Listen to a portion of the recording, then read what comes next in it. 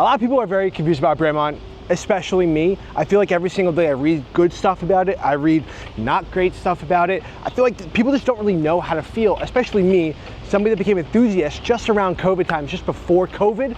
Like, Bremont is just this like enigma. I couldn't figure it out, so I had them lend this watch to me, so I can't figure it out. Today, we're at the Intrepid because I feel like that's the perfect place to be in New York City when talking about Bremont. So today we're gonna figure out, is Bremont cool and should you buy into the brand or should you ignore it?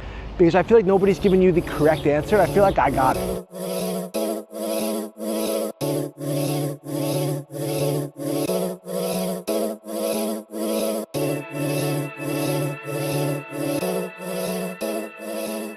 All right, so today we're at the Intrepid, and I used to live over here. I've never been on the aircraft, but I used to run by this thing all the time. This is a World War II aircraft. I'm not generally like a war historian person. You'll never see that from me. But this thing was in the Cold War. It was in the Vietnam War. It was in World War II. This was in some legit battles. It's just sitting on the west side of Manhattan. And what I think is really cool about this, it was an aircraft carrier. So they had tons of planes, historic planes on this ship.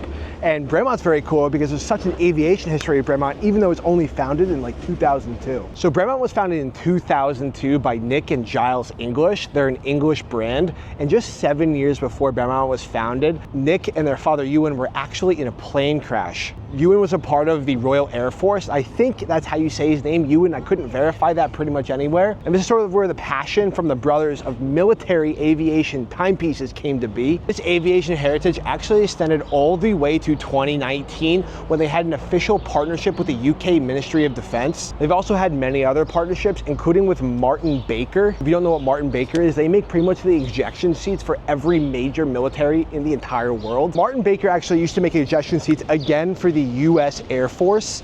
It probably would have been in a lot of these planes. Over the years, it's estimated that Martin Baker ejection seats have saved 3,600 lives of the US and just entire military in general. And that's not even including all the other air forces and military personnel throughout the entire world that Martin Baker supplies for. They're also a UK-based company, just like Bremont. So just a few years ago, Bremont was actually bought out by a big private equity investor. So for the last couple of years, they're developing new timepieces and sticking to that old brand DNA that we were talking about with the aviation history. But just at Watches and Wonders, they announced the Altitude MB Meteor, and MB meaning Martin Baker. At the end of the day, we talk about specs, we talk about what makes a watch cool, but that's not really why we buy watches, right? They're expensive. $5,000 for something that tells the time on your wrist. You can spend $400, you get something much more accurate, let alone $50.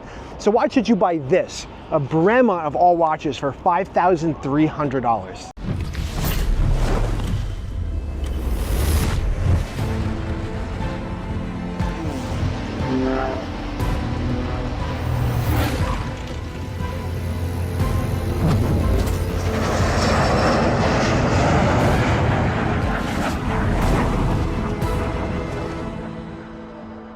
So there's three main reasons why I personally would buy this watch. I think the first is the British connection in general.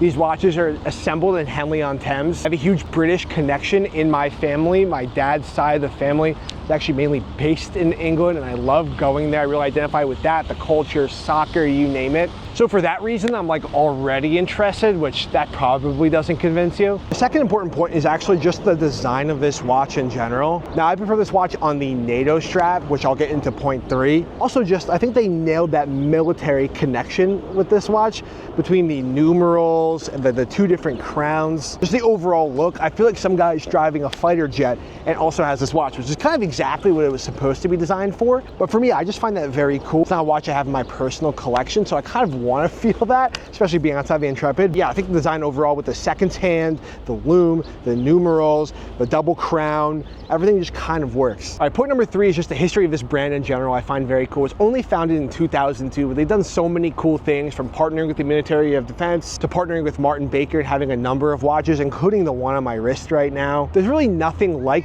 Bremont out there, and I think that's why enthusiasts love it so much. I personally, even in researching this video and spending a lot more time with this watch, I've kind of understood why there's a lot of people coming around to the love for Bremont. But I'm curious to hear what you think. If you like this watch or you like the brand in general, comment down below. And if you have any suggestions for me, if you like this style of video, I'll continue doing it a little more in the wild YouTube. But yeah, thanks so much for watching. Like, subscribe, comment below, and thanks so much.